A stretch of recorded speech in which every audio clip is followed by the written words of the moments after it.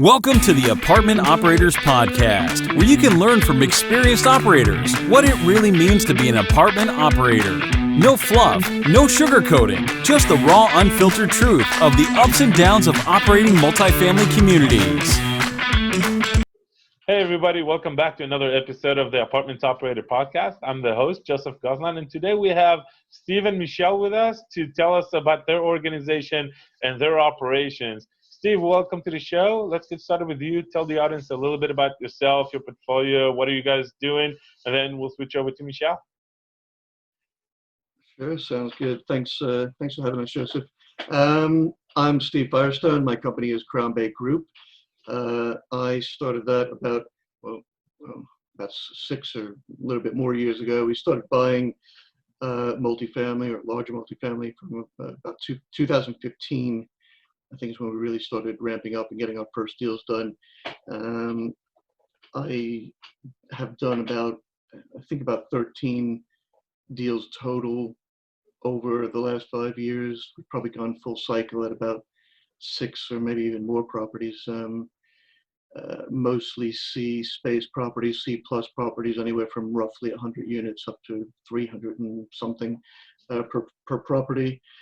At our peak, it was probably just about 2,000 units, and a lot of them were, we were lucky enough to hit our long-term or 5-year sort of goals in like 2 years. So we sold off a lot of stuff as we hit our projections.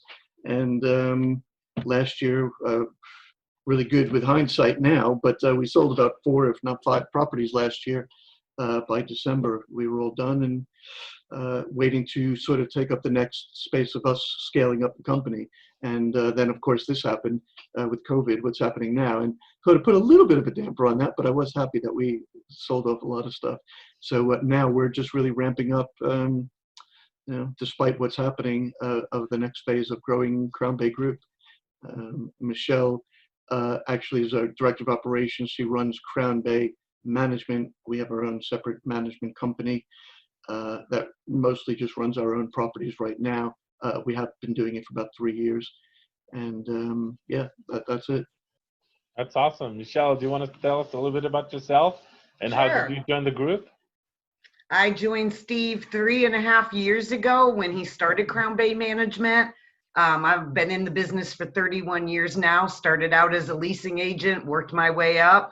I've done everything from brand new construction, building properties from the ground up, to foreclosures, receiverships, and anything in between. A, B, C, D, E, F, G, get the hell out as fast as your feet will take you. So I've done it all. There's not much I haven't experienced in property management in my 31 years. And it's definitely a fun job. It definitely keeps you on your toes. Every day it's something new. Okay, so awesome. So we're kind of jumping straight into the question we ask all of our operators, third party versus self-management. And it sounds like you made the transition from third party to self-management about 3 years ago. What was the driver there, Steve, to switch over?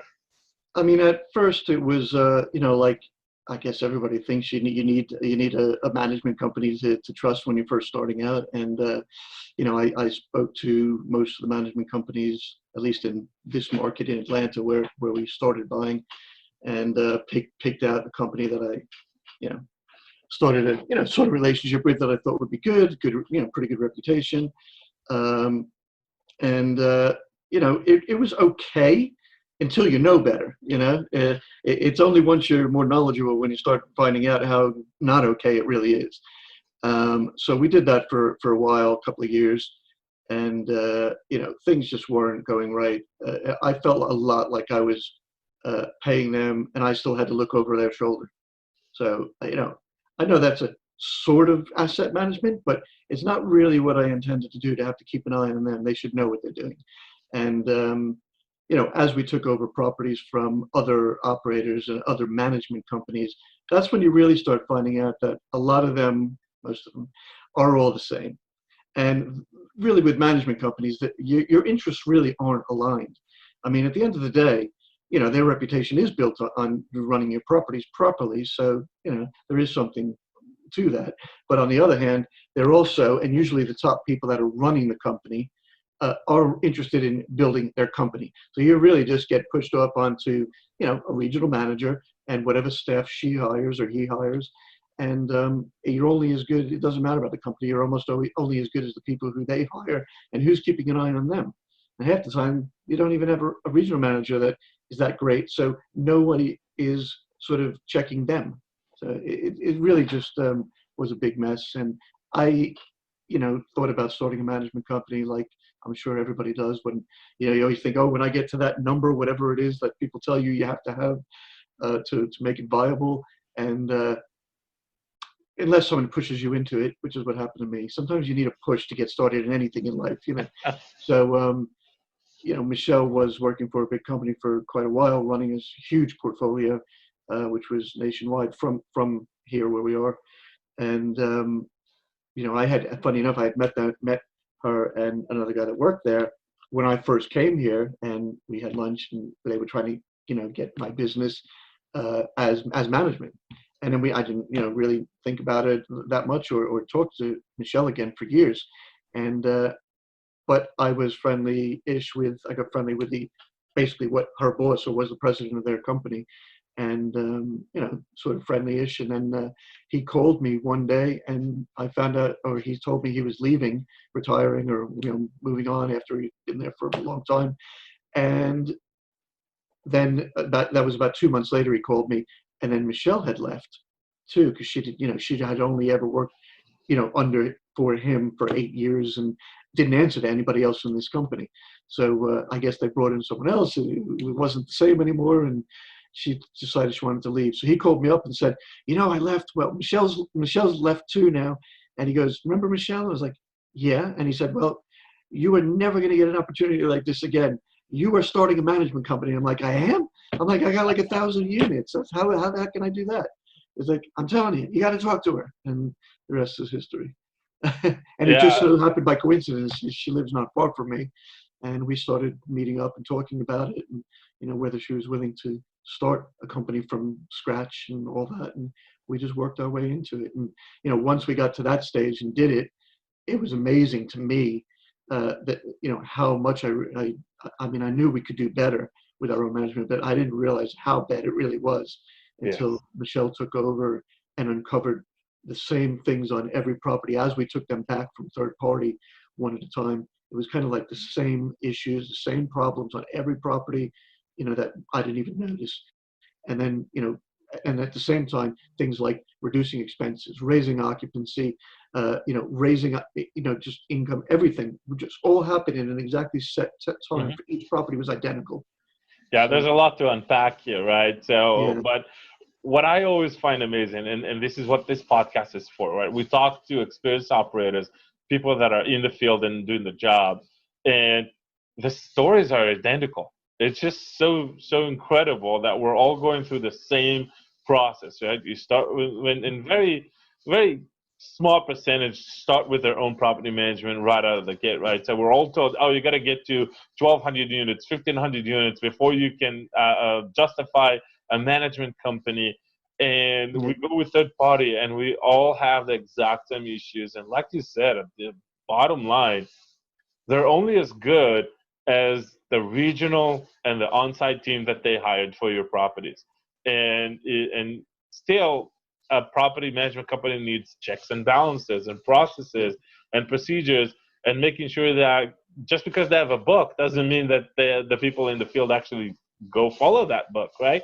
So same challenges we keep hearing over and over and over from all of our different operators, and we've been hit with the exact same thing. And I like how you said at some point you just get a little push, right? That pushes you over the threshold. And that's what happened to us at the beginning of the year, just before the whole COVID blew up, right? We got that push, and we took over and created our own management company. I found a regional just like you did, and she's our VP of operation now. And I'd love to hear from you, Michelle, a little bit about your perspective, right? You've been in the industry for so long. How come that all those property management have those exact same issues, right? Because you've seen that. right? You pick up properties from third-party management, and they all have the exact same challenges over and over. I'd love to hear your perspective with all of your experience about that. I mean, I think my perspective on it is that when you are a huge operator of a management company, like these large property management companies, you know, you're just a number. You just become a number to them, you know, because I've worked for the large property management companies. And I think part of the problem is that, like you said, there's not enough oversight on the properties to be able to determine, you know, why, you know, like we have a property right now that we are purchasing from a large management company, and they're giving away 1 month free on this property. 1 month free rent in this market. I haven't seen that in 7 to 10 years. No concessions, you know, but they can't lease the apartments. And so they try to just tell they tell the owners what they think an owner's going to believe. And so they say, oh, well, the market's dictating a 1 month concession. And most owners don't look into that because they don't have the time. They're trusting the operators of the management to be telling them what's really going on in the market or operation wise. And they just don't.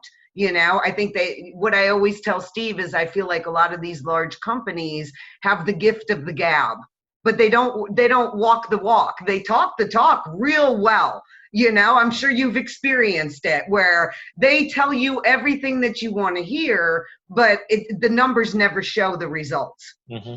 Or when the occupancy isn't getting up there, they all of a sudden have these excuses. They have like a list of excuses that they pick from, you know, to justify why you're not at so-and-so occupancy. You know, I mean, this is what we have. You know, Steve had a property that we took over management on, and they were having an occupancy issue. And this management company kept telling Steve that the reason for the occupancy issue was that they weren't getting qualified traffic in the door. On day one, my regional maintenance supervisor went out there and walked all the vacant units. The reason why they couldn't increase the occupancy was because they had 21 down units on the property that Steve knew nothing about. Yeah. They lied. On the rent roll, it says that there was no non-revenue units.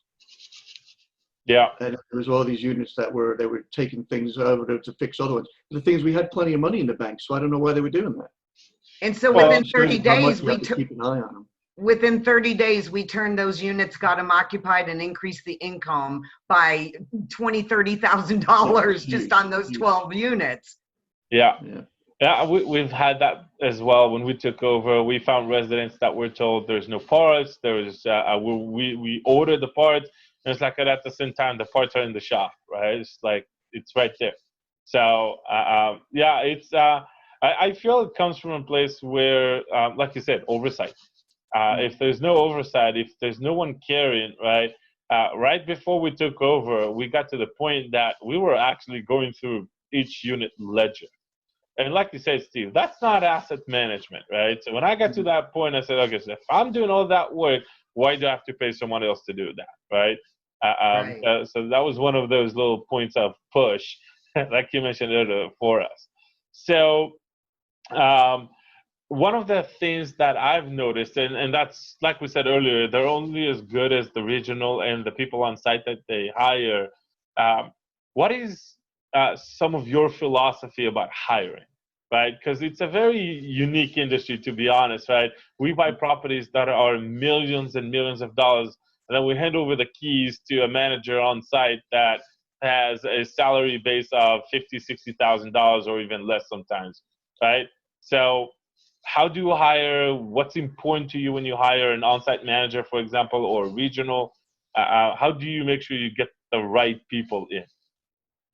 Well, I'm going to tell you first off that Michelle is perfect to answer this and explain, because I'll tell you from an operator point of view that she knows. We joke about this all the time, because every time I go and tour a property that I'm interested in buying, and it's like a running joke now. She's like, are you going to tell me that you like the manager, right? And I'm like, yeah, she seems really good. She seems such, and then, you know, and it always turns out it's like, okay, she's shit, and that, you know, they just telling me what I want to hear, even, you know, just looking at a property, because they just want to keep their job, kind of thing.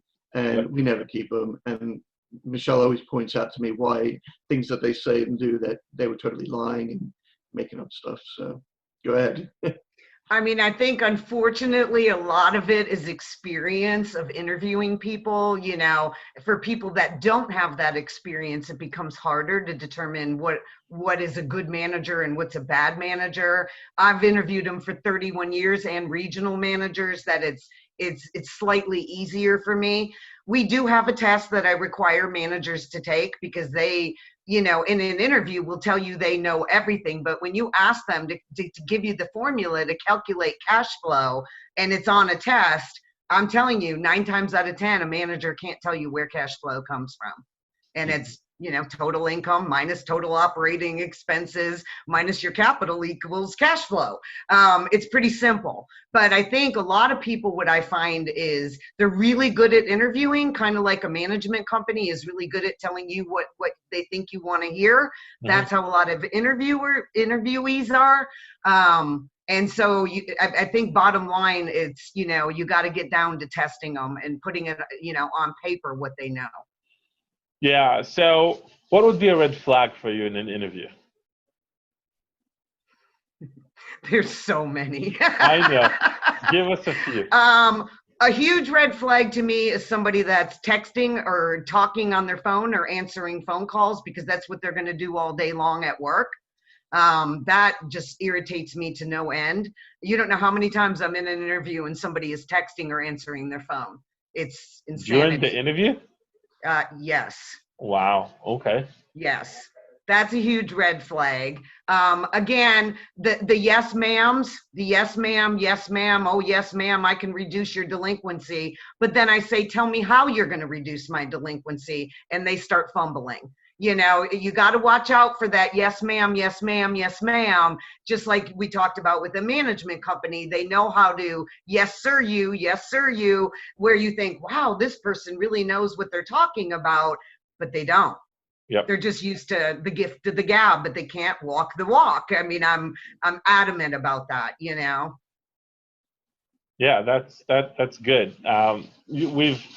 We've gotten to the point, and most of our properties are in a smaller town, so there's just not a lot of depth in the talent pool.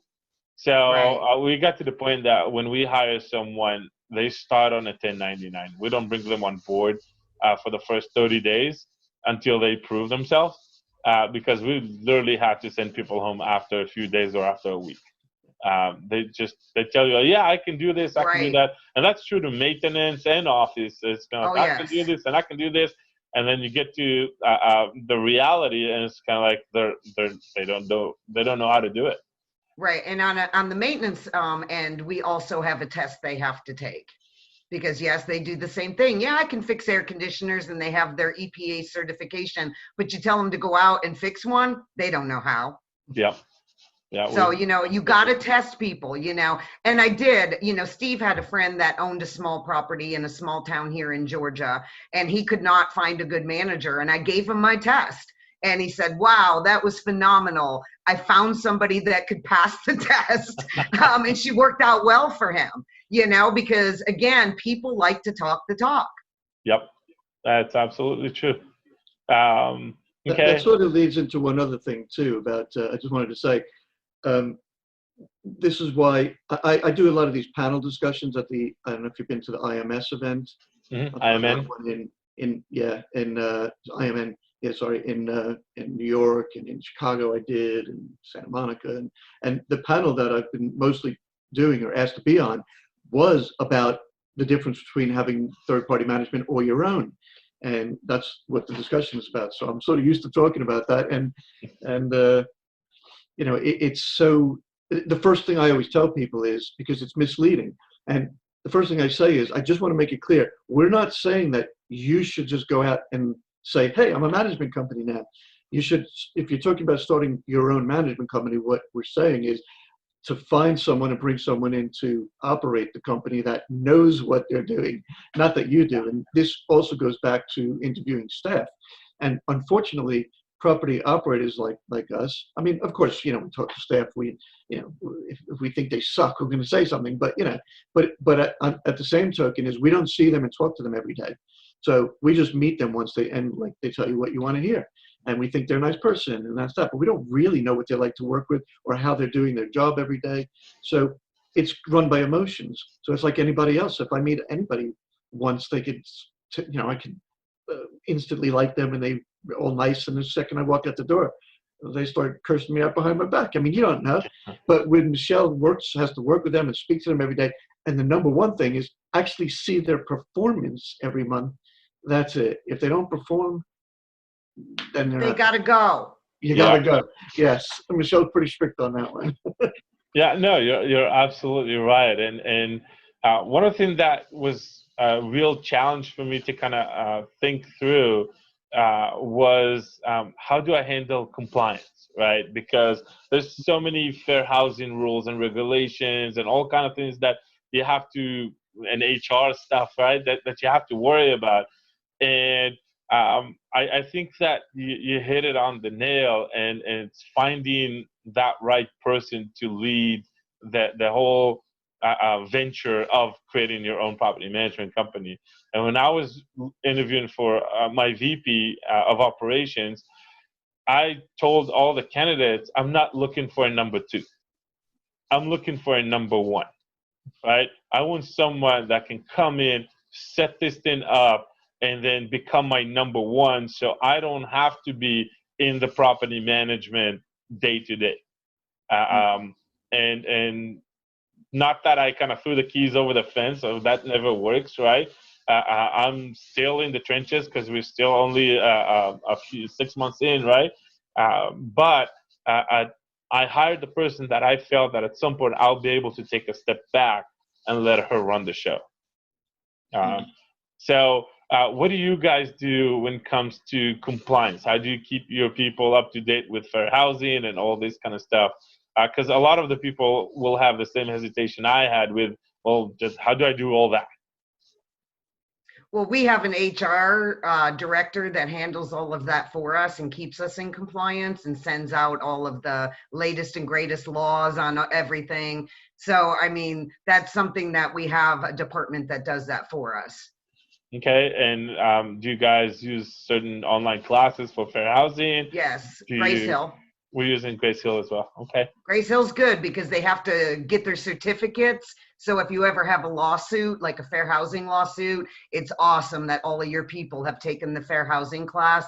And that is just such a great way to document all of that if you ever get yourself into that situation. Yeah. Okay. Which you will. You will. Yeah. It's not an if, it's a Don't when. think you're immune to it. No, nobody is. We actually found that there are certain people that would call and try to trap our people. Right. Like they have professional shoppers that do that to see if you're going to violate fair housing. Yeah, but I'm not talking about the government. I'm talking about actually people trying to trap you so they can sue you. Yeah, they make a living out of it. Yeah. That's same with other lawsuits on your properties. They're so savvy to it. They go out and trip on a curb and sue you and say they broke their ankle. Yeah, you're always going to have those folks. We had one at a property the other day that was the entire living seal down, tried that it fell on them and injured them. But we got real smart with that and hired an engineer to say that they pulled it down.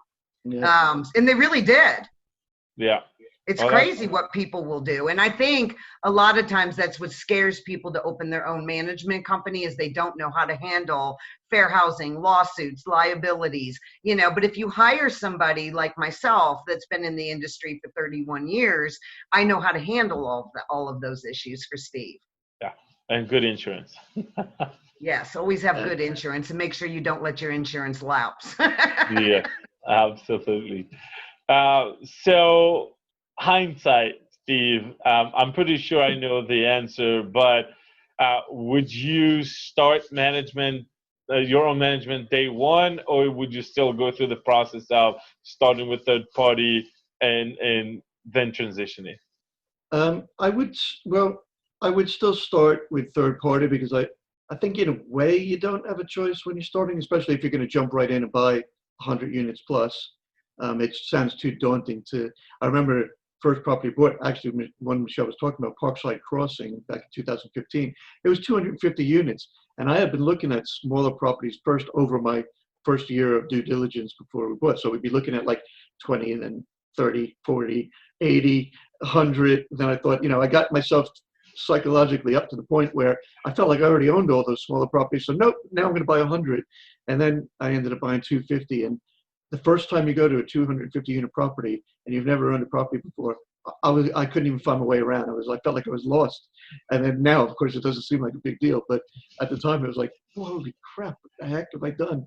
But I think without having third-party management first, you don't learn what you're doing wrong or what they're doing wrong. So I think it's really important to still learn from it. It's not like they don't have any idea what they're doing. They're just not, like I said, totally aligned with your goals. And but they're not, if you get a decent one that's recommended or whatever, they're not like terrible, like they don't have any idea. You learn a lot from seeing what's going on and how it evolves, maybe at least over the first year. And then, you've got to have something to compare it to when you finally do your own thing and you've got someone pointing out what's wrong and showing you the proof in the pudding of how it can be. So I think it's important to learn, I'm not going to say the wrong way first, but just not the most efficient way. Yeah, well, when we start out, you don't know what you don't know, right? And that's one of the biggest challenges. And trial by fire is not the best way either. Yes, but I don't know if I would recommend anybody to wait until they're, at the financial threshold, which is somewhere around the 1,200, 1,500 units. Mm-hmm. I would say as soon as you feel comfortable professionally to handle that, even if it means you make an investment, and in the first year you're going to be negative cash on or net loss on your management company, it's still worth it. Well, that's a good point, actually, because a lot of people seem to think, not operators, but other people seem to think like, especially investors, oh, well, you're making 4% management and whatever. And I'm like, yeah, and you're trying to explain to them that we don't make any profit. It's 4% or whatever it is. That's in line with the market. And not to mention, we don't have all these extra fees in there that we're charging and taking advantage of, like other third parties do. And that really mount up. I was shocked when I realized what they were charging me for all these, stealth fees and things. Yeah. So, I mean, it's just such a big. Well, it's not only that. It's kind of like you look at the math, right? What you charge for the management and the amount of brain damage that management generates. It's not a good business. I really don't see how third-party management do. And that, I guess, is part of the reason why they don't do such a great job, because if they'll actually put all the time required, they're not going to make any money. Yeah. Right? Well, again, that's what I tell, especially investors.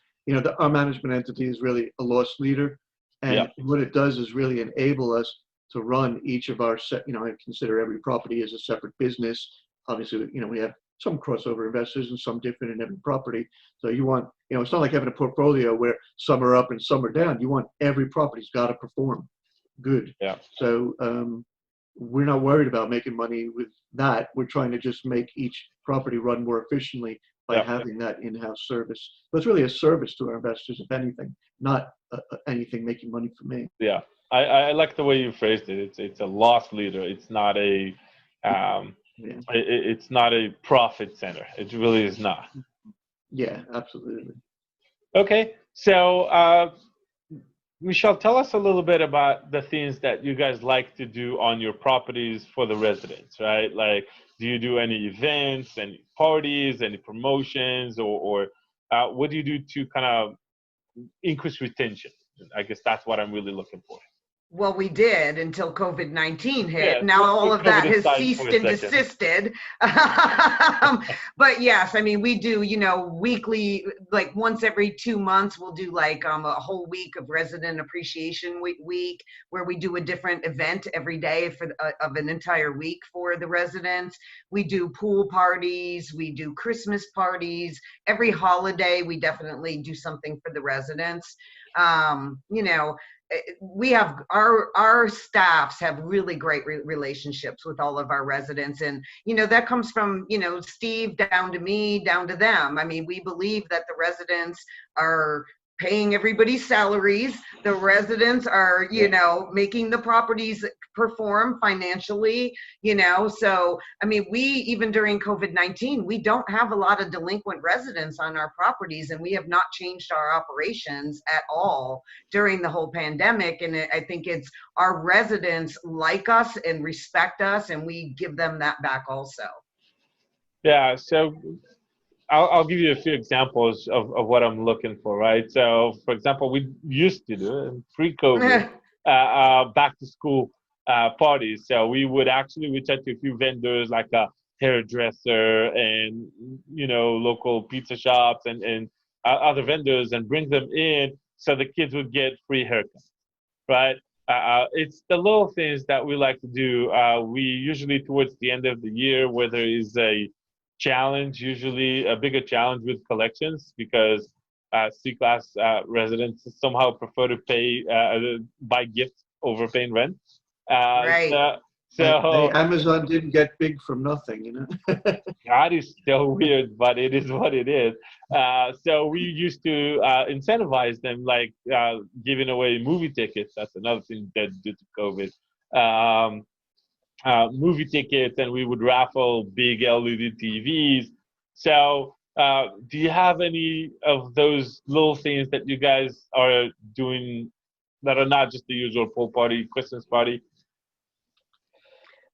Yeah, I mean, we do all of those kind of events. Every property does different things depending on the manager and the residents at the property. If we have a property that has a large profile of children, then yes, we'll do like Easter egg hunt for the kids, or, yes, back to school. We'll kind of do like what Channel 3 News here in Atlanta does, Stuff the Bus. We do like donations for school supplies for the kids on the property. We do all like that kind of charity stuff for the residents also. Yes, we do.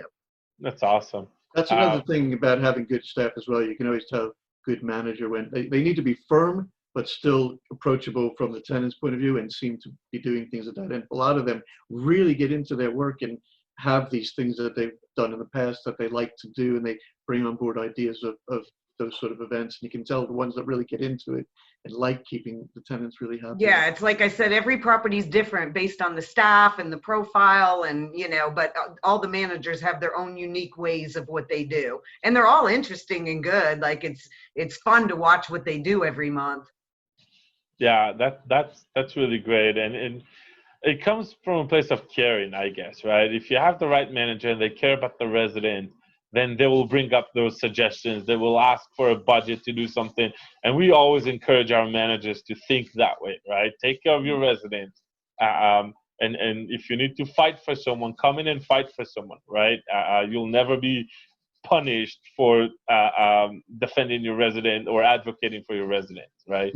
So that's great. So let's talk a little bit, because I know you're very much like a lot of operators. You buy properties that are underperforming and you're trying to add value. So we're going to look at both sides of the equation, right? Increasing revenue and reducing expenses. Let's start with the revenue side. Give us a few examples of things that you guys like to do that is not the usual raise rents, right? Because that's the easy one, right? Give us a few examples. I mean, on a lot of the properties we take over, they're not billing back all the utilities, and we bill back all utilities: water, sewer, trash, pest control. A lot of the properties we take over don't bill back any of that. Day of takeover, all concessions are eliminated. We do not do concessions. I mean, literally, we're taking over a property that has like, a ton of concessions year to date, and it's just not necessary if you have the right staff on the property. And it's all going to go back to that, like you said. It's going to go back to having the right people in the office that are going to increase your income and reduce your expenses.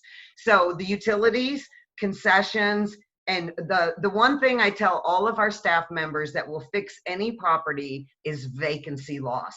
You reduce your vacancy loss on the day of takeover, within 30 days, you're going to see your income increase hugely, and your expenses are going to decrease. You're not paying vacant utilities. You don't have to turn that unit. It's occupied. It's just getting back to the basics of property management that really solves all operational income issues. Yeah, that's pretty much calling it. Okay, Steve, do you have any examples that you can think of?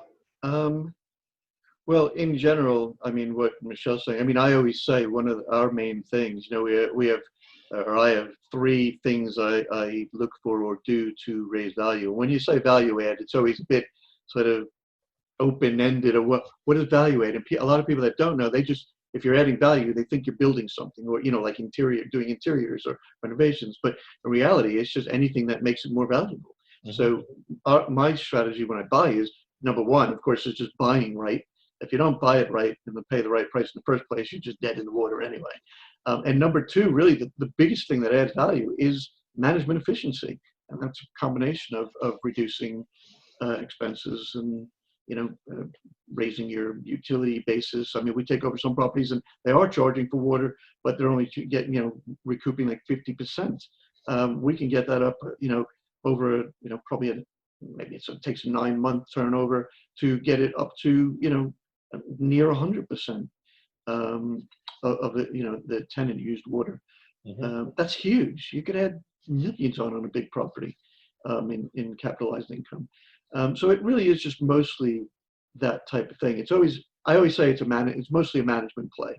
And then any work we do is extra. We might upgrade 25% of the units, or do some, slighter upgrades on all units as we turn, but most of it is just getting to grips with it right away. We know in advance. You know in advance when you're buying a property what things need to be fixed, and if you have someone to implement them, then you can turn it around quickly. And really, it's not specific things; it's a combination of those things. Just lowering any expenses that aren't correctly, being charged correctly, and really it's a lot of it's just collecting the income, training the tenants. Good manager knows how to, retrain the existing tenants and train the new ones as they come in, so that they know you collect on time. We file on whatever the 10th of the month, things like that. So training them and having a more systematic approach to collections and everything is really a huge difference. Absolutely. And you kind of touched on reducing expenses. So let's talk about reducing expenses. Where do you guys find the most value of, if I do this, I get that much reduction in expenses, right? So what are the big stones in expense reductions? I have to say that one of the biggest misconceptions in property management is that utilities are a non-controllable expense. And they are controllable. And that is where most of your money is going out the window. If you start to see that your water bill is increasing, don't ignore it. Get somebody out there. We have a regional maintenance director, so I monitor the monthly utility bills on every property. And if I see a water bill is starting to climb up, I send him out there, and 9 times out of 10, there's a leak on that property somewhere. And most people don't do that, and then it goes from 11,000 to 15,000 to 20,000, and then oh my God, the water bill's now 20 grand. It used to be 11. What's going on? If you catch it right away when you start to see that increase happening, another thing is vacant utilities, whether it's gas or electric. My managers walk those once a week, every vacant unit, to check for mold or check for leaks, and to make sure all the utilities are not cut off because you need power for the refrigerator. But the air conditioner's not blasting on 50 degrees all day and night for 30 days straight, so you have to have somebody that's monitoring those vacant bills and all of your utility bills, because I'm telling you, we save, I had a property last month that the water bill did go from 11,000 to 15. And I immediately called the regional maintenance director and said, you need to get out there. Guess what? The bill's back down to 11 again. Yeah. We caught it immediately. There was leaks on the property. I think everybody that has ever trained me in this industry says utilities are a non-controllable expense. That's the craziest thing I've ever heard. It's one of the biggest controllable expenses. Really, It is. Another thing is advertising. We're buying a property in the next 30 to 60 days where this company has spent year to date $85,000 on advertising. Oh my I've never God. seen anything Do like you it. know that on our properties, we spend zero on advertising because I have the right employees that know how to market, they know how to lease. You know, I always tell everybody an apartment is a box. You know, it's just a box that you're selling. They're all pretty much the same. It's the people. You know, people lease an apartment because of the person that they're dealing with, the customer service they're getting, you know, how that person made you feel. I am a huge proponent about how, you know, first impressions and how you make somebody feel the first time they meet you. And if you're on your phone and you're texting and they're waiting and they're wanting to see an apartment, they're like, I'm out of here. You know, Yeah. so if you have the right people, you don't, you know, and I find that these third-party management companies, and this is a third-party managed property, you know, instead of looking at the staffing, because they've turned the staffing over 3 times already, the entire staff. And instead of like going, okay, we got a major staffing problem here, they're telling the owner we need to spend $85,000 on advertising. This was the one that we mentioned before, earlier on in the conversation, that was having trouble with the occupancy. This is The their 1 month idea free. of fixing it. You know, spend more Yeah. of the owner's money. Yeah, no, it's crazy. I don't even know what they're spending $85,000 on, but I want to know. I've asked the broker, can you please give me a breakdown? Because out of curiosity, I just need to know, you know, Yeah, for my it's own crazy. I giggles. mean, we do a over it. website, but we have a website that's, you know, from a company that, you know, as soon as we know we're taking over, they get it ready. That's the only thing we do, pretty much. That's it. Might do some minor so stuff, we but it's mostly just traffic coming in, and as Michelle said, just having good staff that can yeah, talk when to we took over one of our properties, they were using Apartmentscom, and they were paying like $1,000 a month for this thing. Yeah. And then when we drove into the ROI, it was just not there. It wasn't generating any traffic, and there were bills and bills and bills from Apartment List, for example. And just turns out, if they visited Apartment List website at some point, and then they showed up on your property, it might be unrelated, they just drove by, you're still getting charged for the lead because Apartment Lists kind of logged them first. And stuff like that we eliminated immediately. That's one of the things you find out about from, you know, the hard way from third-party management. They're spending $1,000 a month of my money on Apartments.com, and then you don't think anything about it for a long time until you say, you know what, I'd like to see, can you show me the analytics from that? And then they go, oh, gee, we don't have any leases from Apartments.com. And you're like, why am I still spending $1,000 a month? Oh, I don't know. That's third-party management. Yeah, that's exactly what it is. So we, you know, we also have a media company that builds multifamily websites, right? Because we kind of feel we cracked the formula, layout, templates, and so on, to the point that we get about 5-6 leads, organic leads a day, coming to our property website and put in all the information, look for an apartment. And this is every property, every day, organically. We don't spend a dime on it. Same with us. One of the things that we also learned is that because we also have a brokerage, right? We got a fully vertically integrated organization. We also have a brokerage. So we put our apartments on the MLS. Well, the MLS propagates to hundreds of different websites, including Realtor.com and Zillow and Apartment List and Zamper and all these guys. So we get leads through those for free. So why pay Apartment List if they're going to give you a free lead just because you put it on the MLS? Mm-hmm. So that's just another way that we found that we can get a lot of different leads and use them without paying for it. Yeah, that's a great idea. Okay, so I want to be conscious of everybody's time when you look back a little bit, right? And if you know, you could go back in time to a younger self, right? And what would you tell yourself? And let's assume you can't tell yourself that 2009 would be the bottom, buy anything you can put your hands on, right? Short of that, what advice would you give yourself, your younger self? Well, I certainly wish I got into it much earlier. I mean, I have been involved in real estate since, you know, about 20 years now, and, you know, more doing development and other stuff along the, just about everything along the way, buying and selling commercial property, stuff like that. But I really didn't know 100% about, how great multifamily was till 5 or 6 years ago. And then I just decided to do that 100%. I wish I did that way before that. It's just a great business, and it's much safer than doing spec building and, things like that. It's just, as long as you learn how to operate them properly, it's a great business model. That's great. I wish I did it a long time ago. Okay. So we're recording this at the end of July of 2020. It'll be a miss not to mention COVID, right? And we kind of mentioned it a little bit along the way, but how did COVID impact your operations? I think I heard Michelle say that you changed nothing in the operation. Did you stay fully open? Did you do any work orders, even the small ones?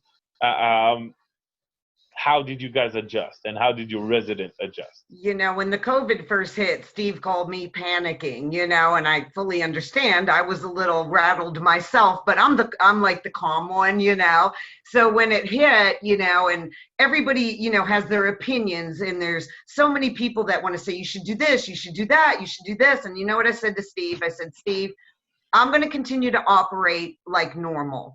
And I'll adjust if I have to as we go along, but I'm just not going to listen to all this rhetoric that's going on, that I keep hearing, So, absolutely, we put, safeguards in place. All our offices are open. We do full work orders, because part of my problem was, on a 348 unit property, if we hadn't been doing work orders since February and it's now July, can you imagine? We'd never dig out of that hole, and the residents would be miserable, and we'd be devaluing the property by not fixing these items. Mm-hmm. So, at the beginning of it, I just told Steve, I'm going to run it like normal, but we're going to require our employees to wear masks. Maintenance have to wear gloves and masks. We're going to sanitize. We're going to close down all the common areas, such as the pool, the fitness center, blah, blah, blah. And I'm happy to say at the end of July, I have not had one employee or one resident that has had COVID-19. That's great. We kind of had to minimize to emergency only work orders for a little while. I think that was like March, April, and some of May. And then when things started calming down a little bit, we kind of went back and because like you said, it builds a backlog. And if you don't catch up on it, it can be a real problem. So it took us a little while, but we're finally kind of caught up on all that backlog.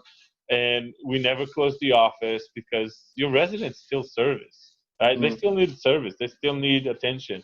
You still need to renew leases. You still need to lease apartments and show. So yes, we adjusted. We had masks and sanitizing, and we did virtual tours to anybody that wasn't comfortable to do an in-person tour.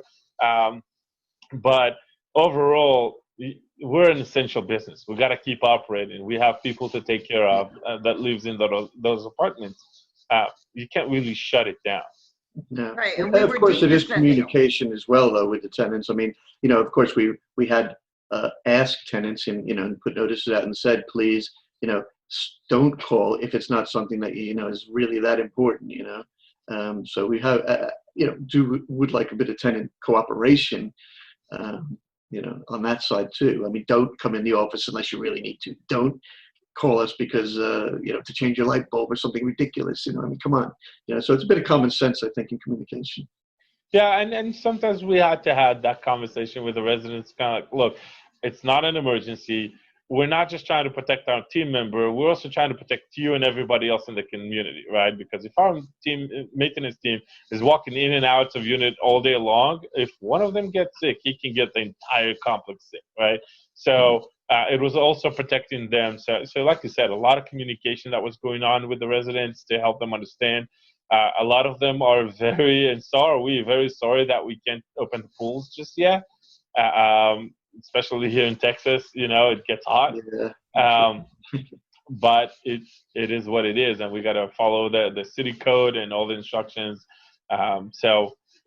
It's definitely different, right? Caught everybody by surprise, and we'll all have to adjust in some way to the situation. So I'll just ask one last question. Is like, what's next for your organization, right? What's the plans?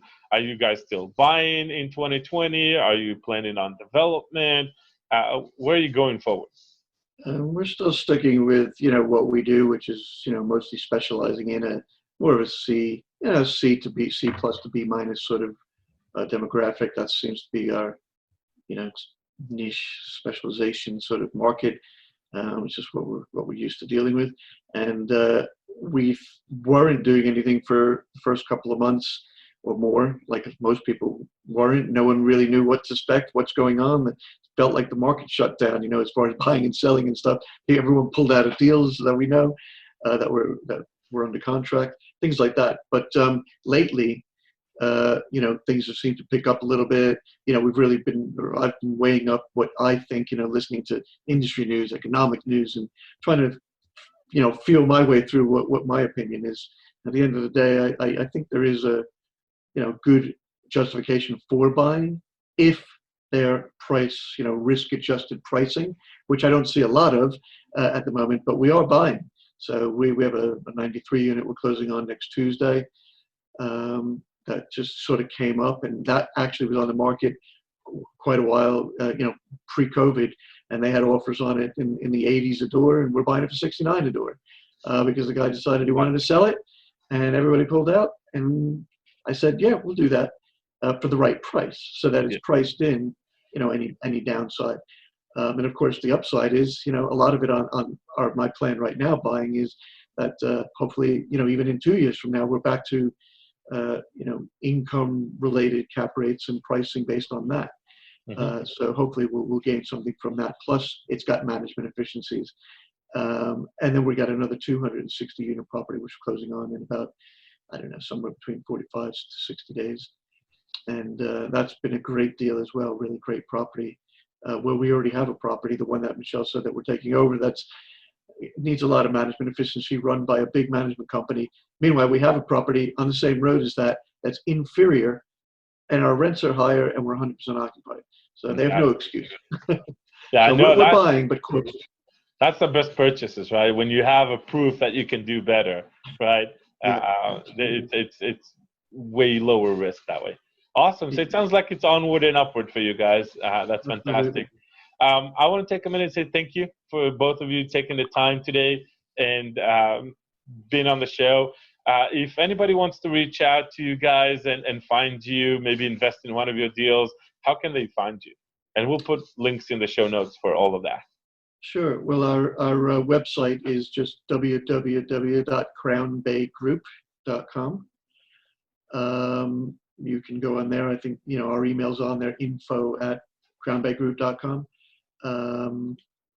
Anybody's, welcome to send me an email or